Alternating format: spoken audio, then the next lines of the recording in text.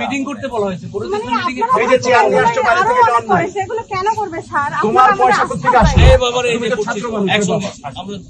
তুমি তো ছাত্র মানুষ, তোমার যতটুকু সক্ষমতা আছে ততটুকু করবা, চকলেট খাওয়াবা, চা খাওয়াইতে পারবা, কিন্তু এই যে এরকম এতগুলি চেয়ারে টাকা কোথেকে আসছে আমরা তোমাকে যদি জিজ্ঞেস করি এখন আর্থিকই এতে তুমি বিপদে পড়বা।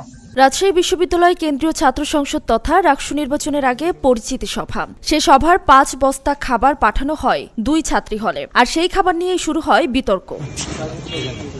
প্রত্যক্ষদর্শী নির্বাচন কমিশন এবং ছড়িয়ে পড়া একাধিক ভিডিও ফুটেজ সূত্রে জানা যায়, ছাত্র শিবির সমর্থিত প্যানেল 13 অক্টোবর সোমবার রাতে বিশ্ববিদ্যালয়ের মন্নুজান হল এবং খালেদা জিয়া হলে সভার আয়োজন করে। পরে রাত 8:45টার দিকে উপস্থিত শিক্ষার্থীদের জন্য খাবার আনে প্যানেলটি। সম্মিলিত শিক্ষার্থীদের ছাত্রী সংস্থা থেকে আমাদের হলে আজকে প্রজেকশন মিটিং এ বিভিন্ন গ্রুপের নোটিশ দিয়েছিল যে ডাইনিং এ আমাদের প্রজেকশন মিটিং আছে, দেন নাস্তার ব্যবস্থা আছে।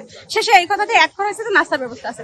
তারা প্রজেকশন মিটিং করতেই পারে, কিন্তু নাস্তার ব্যবস্থা এটা কেন তারা বলবে? এটা তো আচরণবিধি লঙ্ঘন। আমি আসার পর দেখলাম যে নির্বাচন কমিশন হলে প্রজেকশন মিটিং এর জন্য কিছু খাবার ঢুকতেছিল, সেটা জব্দ করছে এবং কি হলে না ঢোকার জন্য বলছে। আমরা যদি নির্বাচন আচরণবিধির ব্যাপারে দেখেন, আমরা দীর্ঘদিন এসব বিষয়ে প্রশাসনকে বলে যাচ্ছি এবং কি বিভিন্ন সংবাদ মাধ্যমে বলে যাচ্ছি, কিন্তু প্রশাসন এতদিন কোনো ব্যবস্থা নেয় নাই। তবে শিবির সমর্থিত প্যানেলের খাবার বিতরণের খবর পেয়ে হল ফটকে উপস্থিত হয়ে খাবার প্রবেশে বাধা দেন নির্বাচন কমিশনের সদস্য অধ্যাপক মোস্তফা কামাল আকন্দ সহ অন্যান্যরা। পরে সেখান থেকে 5 বস্তায় আনা প্রায় 800 প্যাকেট খাবার ফেরত পাঠানো হয়।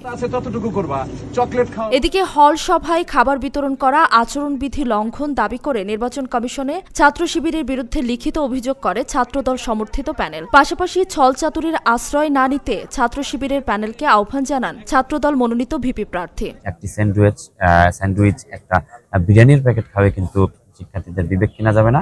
সুতরাং আপনারা এ ধরনের কার্যক্রম থেকে বের হয়ে একসাথে আমরা হাতে হাত কাঁধে কাঁধ মিলিয়ে রাজশাহী বিশ্ববিদ্যালয়কে একটি শিক্ষা বান্ধব এরকম পরিবেশ তৈরি করি, যাতে শিক্ষার্থীরা এখান থেকে একটি সুন্দর একাডেমিক লাইফ শেষ করে তারা একটি বড় ফিউচার, ব্রাইট ফিউচার এখান থেকে গড়ে নিয়ে যেতে পারে, সেই লক্ষ্যে এক হয়ে কাজ করতে চাই।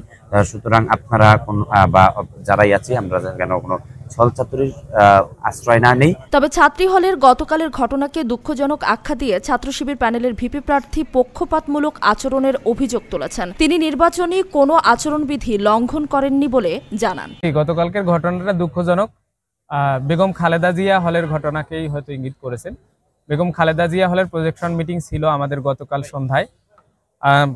বেগম খালেদা জিয়া হলে প্রজেকশন মিটিং করার আগে আমরা 11টা হলে ছাত্রীদের হল মিলিয়ে 11টা হলে প্রজেকশন মিটিং সম্পন্ন করে 12তম হল বেগম খালেদা জিয়া হলে এসেছিলাম।